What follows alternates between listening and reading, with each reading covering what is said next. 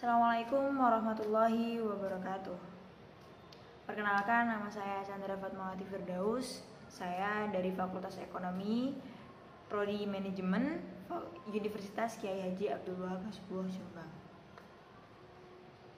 Saya akan menjelaskan keadaan yang sebenarnya bagaimana COVID-19 ini mempengaruhi keadaan ekonomi yang terjadi di keluarga saya. Sebelumnya saya akan menceritakan sedikit latar belakang bagaimana keluarga saya ini mencukupi kehidupan sehari-harinya, yaitu dengan memproduksi alat permainan edukatif atau yang biasa kita dengar dengan sebutan APE. Nah, pekerjaan ini adalah pekerjaan yang dilakukan sejak tahun 2005. Nah, pada saat itu pekerjaan ini dilakukan dengan kerjasama antara lembaga-lembaga sekolah, terutama PAUD dan juga TK. Tapi tidak hanya PAUD dan TK, tapi juga sekolah-sekolah lembaga pendidikan yang membutuhkan alat peraga sebagai pembelajaran. Singkat cerita, setiap tahun kami selalu mendapatkan proyek dari APBN, APBD, bukan APBD sih, APBN, BOP, dan juga orderan-orderan yang beberapa guru itu menginginkan sebuah alat untuk pembelajaran.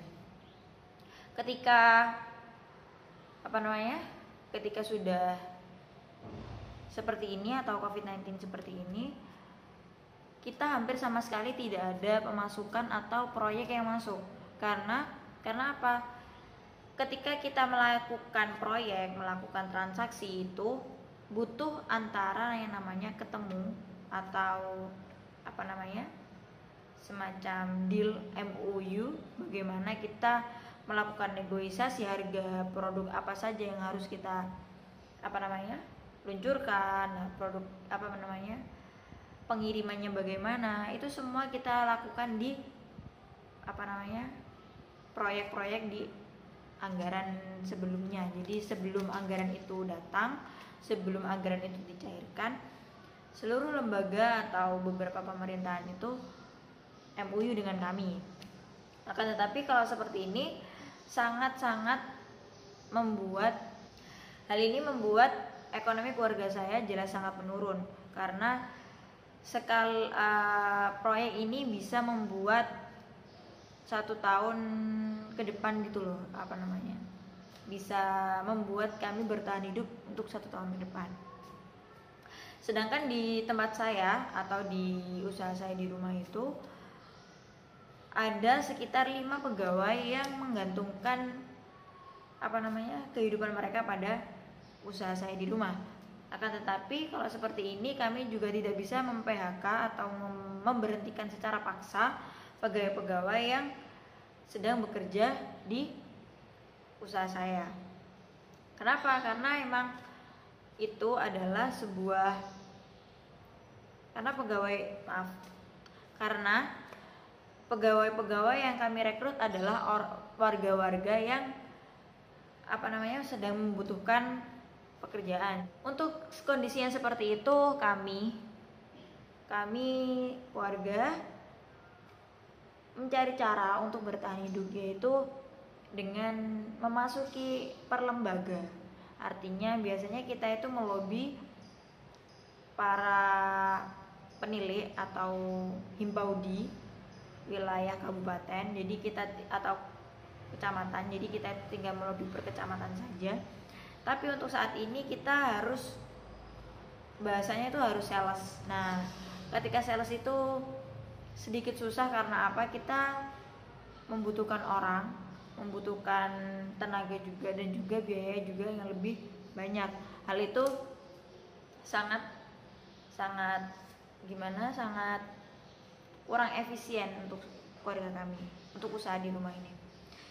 Jadi sementara ini kami menggunakan hasil usaha dari tahun yang lalu untuk bertahan hidup pada masa pandemik ini. Untuk tahun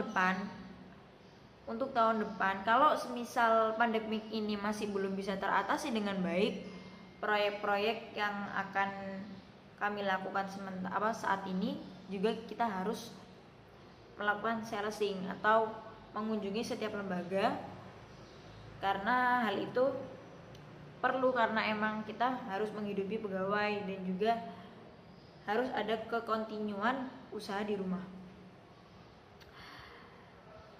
Solusi untuk orang-orang yang tidak bisa memenuhi kebutuhannya itu menurut saya UMKM adalah pilihan yang tepat bagi masyarakat untuk memberdayakan dirinya untuk bertahan hidup. Karena dengan UMKM kita semua bisa bertahan hidup. Misalnya kita menjual barang A, barang B, barang C atau makanan kebutuhan pokok. Nah, dengan laba itu kita bisa bertahan hidup.